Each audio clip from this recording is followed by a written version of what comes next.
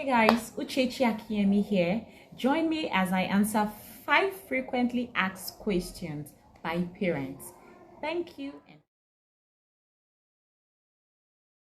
I strongly believe that TV time should not be a right. It should be more like a privilege.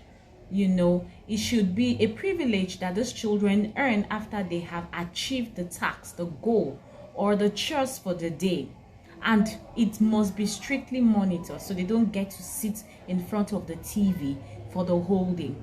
This is so beautiful because it builds that self-confidence and also builds that self-discipline in them early. They get to understand firsthand that TV, sitting before the couch or sitting on the couch before the TV is not a lifestyle, but it is a reward system after a task, which is something major has been done.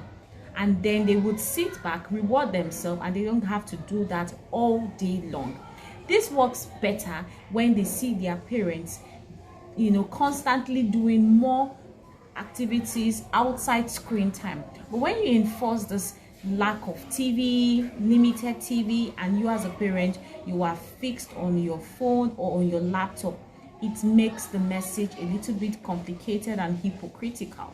So as a parent, you want to engage yourself in other activities like playing sports, going out, so that you can also limit your TV time. And this will help your children learn better. To get along with your child, you must connect with your child, because a child will only feel loved when the connection has been established. So if you find out that you are finding it difficult to connect or get along with your child, it's because there is a lack of connection. So there are some strategies that you can begin to employ right now to rebuild the lost connection. First of all, you need to make out time for your child. Make out time. 10 to 15 minutes daily is not too much to invest in building your desired relationship. Spend quality time listening to your child, not just being the adult in the communication. Let your child lead in the communication. Be genuinely interested in what your child is doing. Children will be better motivated when they know for a sure that their parents truly love them and not just tolerating them or enduring them. Children thrive in a love-filled environment. So for your child to be motivated, your child needs to enjoy the task before him or her.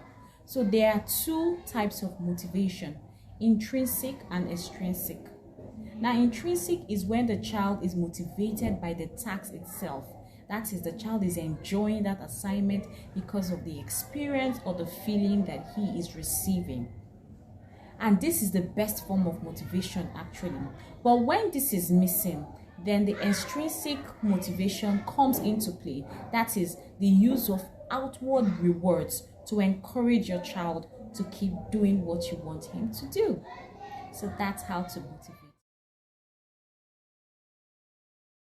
Discipline helps your child understand the acceptable and unacceptable behavior.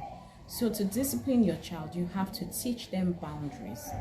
And enforcing and setting clear expectation is just that particular process that helps your child remain disciplined. So it's not about setting these expectations. It's not about telling your child what you expect, but enforcing those expectations is exactly how your child gets to understand what is acceptable and what is not acceptable. So to discipline is actually from the root word disciple, which means to teach. You can bring up your children into this decision-making process. Let them understand the rules that guide your family, and they can also suggest consequences assigned to misbehavior. When children own this discipline process, they will better. How can my child be better supported, to succeed in school? Number 1, I would say good nutrition. That's the basics. So it's not about going to the best school. What's the state of your child's mental strength? Quality food, quality diet, good rest. Let your children have enough sleeping time. Please, as much as possible, let them get to bed early, because this is, the school season is upon us, so getting them awake early is a thing. So let your children go to bed early, and so that they'll be able to have enough hours of sleep. Then let your children play. Don't bug them with too much academic work. From morning to night, they are constantly learning. And as a parent, participate in your child's learning process. That, I would say, will help your child, right?